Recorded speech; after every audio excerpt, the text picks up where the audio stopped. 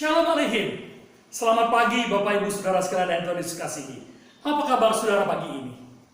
Doa saya tetap dalam kondisi sehat, sukacita, semangat, dan berpengharapan kepada Tuhan di tengah-tengah situasi bangsa dan negara kita yang saat ini sedang mengalami situasi yang kurang menyenangkan dengan virus corona. Hari ini saya akan menceritakan sebuah kisah yang menarik dari seorang yang bernama John McNeill. John McNeill adalah seorang pendeta Skotlandia yang terkenal. Suatu ketika ia pernah bercerita dalam khotbahnya tentang masa kecilnya. John pernah bekerja di suatu tempat yang jauh dari rumahnya. Setiap hari ia mesti berjalan kaki menembus hutan yang lebat dan menyeberangi sungai. Suatu ketika John terlambat pulang sampai larut malam. Meskipun begitu ia nekat pulang. Kegelapan hutan menciptakan ketakutan luar biasa. Belum lagi suara-suara binatang buas yang terdengar dari kejauhan. John tidak dapat melihat jauh di depannya. Ia hanya melihat setapak demi setapak jalan yang ia lewati. Di saat yang mencekam itulah ia mendengar satu suara yang memanggil namanya. John! John! John mengenal suara itu. Benar. Tak pelak lagi ia gembira. Karena ia tahu bahwa itu adalah suara ayahnya yang sekarang sudah berdiri di dekatnya. Menyadari bahwa anaknya terlambat pulang, sang ayah memahami ketakutan anaknya. Dan ia memutuskan untuk menjemput anaknya. Sehingga mereka bisa berjalan bersama-sama melintasi gelapnya malam. John kecil merasakan dekapan sang ayah. Itulah perasaan paling menyenangkan dan membanggakan dari kisah John McNeill. Bapak dan Ibu saudara sekalian yang Tuhan Yesus kasihi, manusia berpikir bahwa ketika ia percaya pada Tuhan, maka Tuhan akan membebaskan dari berbagai sumber ketakutan. Tuhan akan mengambil alih semua beban yang ditanggungnya, mengganti semua derita menjadi sukacita, mengganti semua gelap menjadi terang. Padahal pertolongan Tuhan bisa seperti pengalaman John kecil. Hutan yang gelap itu tidak berubah jadi jalan raya yang terang benderang. Namun ia dapat melaluinya, bahkan dengan bahagia, oleh karena sang ayah berjalan bersamanya. Saudara-saudara, mengapa sih kita takut atau khawatir? Norman Vincent Peale, seorang pengkhotbah dan penulis Kristen, serta pencetus teori berpikir positif, The Power of Positive Thinking, dia mengatakan dalam bukunya bahwa 92% dari kekhawatiran tidak pernah terjadi. Saya ulangi saudara, 92% dari kekhawatiran tidak pernah terjadi. Dan kita bisa menangani sisanya 8%-nya, dan itu bisa terjadi karena Tuhan. Sebab itu jangan biarkan diri kita dipermainkan oleh kebodohan yang disebut kekhawatiran. John Newton mengatakan demikian.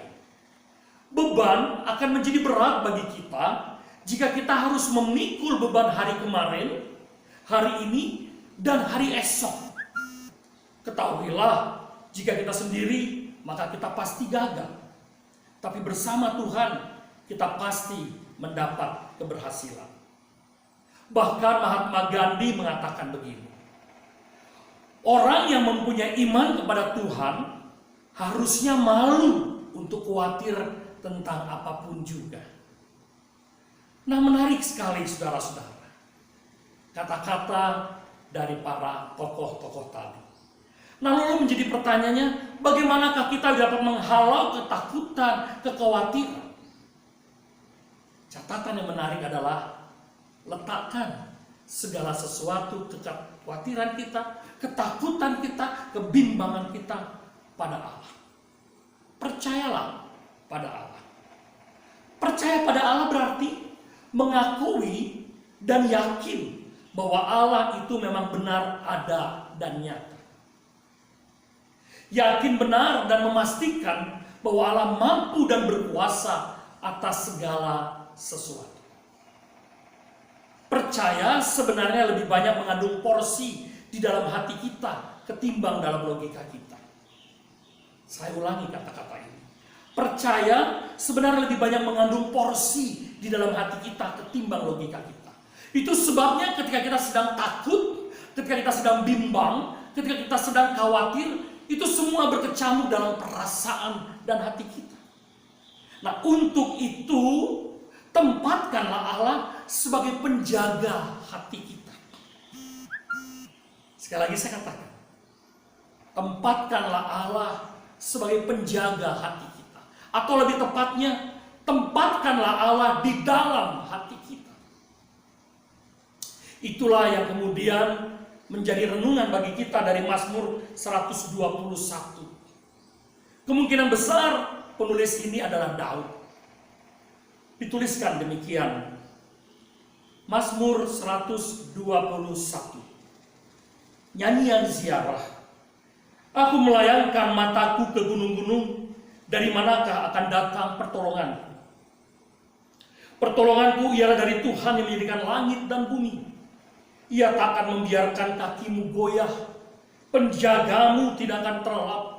Sesungguhnya tidak terlelap dan tidak tertidur penjaga Israel. Tuhanlah penjagamu. Tuhanlah naunganmu di sebelah tangan kananmu. Matahari tidak menyakiti engkau pada waktu siang, atau bulan pada waktu malam. Tuhan akan menjaga engkau terhadap segala kecelakaan. Ia akan menjaga nyawamu. Tuhan akan menjaga keluar masukmu dari sekarang sampai selama-lamanya. Ibu dan bapak saudara sekalian, mari perhatikan ayat 1 dan ayat 2 dari Mazmur 121 ini. Dikatakan dalam ayat 1. Aku melayangkan mataku ke gunung-gunung, dari manakah akan datang pertolonganku? Teks ini menggambarkan bahwa penulis Mazmur ini sedang galau, sedang bingung, sedang tertekan, sedang takut, cemas, dan ia membutuhkan penolong. Dari orang yang bingung tersebutlah kemudian muncul ayat yang kedua, kita perhatikan. Pertolonganku ialah dari Tuhan yang menjadikan langit dan bumi. Orang yang tadi bingung, orang yang tadi takut, orang yang tadi khawatir, cemas dan bertanya, dari mana akan datang pertolonganku? Kata-kata pesimis ini diganti oleh mulut yang sama dengan kata-kata optimis. Dia berkata, pertolonganku ialah dari Tuhan yang menjadikan langit dan bumi. Ini menggambarkan betapa percayanya penulis Mazmur ini dengan Allah. Seperti kisah John McNeill, ia percaya dan kenal akan suara ayahnya. Hutan tidak berganti dengan jalan raya yang terang benderang. Akan tetapi di tengah hutan itu, ia tahu ada pribadi yang sangat ia kenal, yaitu ayahnya. Saudara-saudara yang dikasihi, jika pada saat ini kita sedang berada dalam sebuah ketakutan, kecemasan, kebimbangan, saya gambarkan ini sebagai hutan gelap yang kita lewati. Mari kita belajar.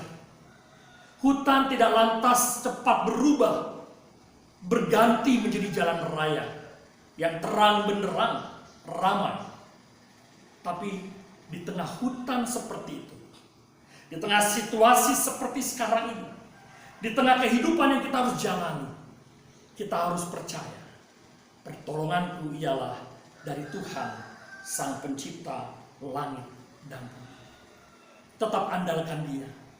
Isi hati kita dengan pribadi Allah di dalamnya, agar kita bisa melewati kegelapan ini dan melihat terang benderang di depan sana. Tuhan memberkati saudara, memberi kekuatan bagi saudara, dan tetap optimis bahwa Tuhan Sang Penolongmu menyertai engkau sekarang dan selama-lamanya. Salam dari kami. Tuhan Yesus memberkati. Amin.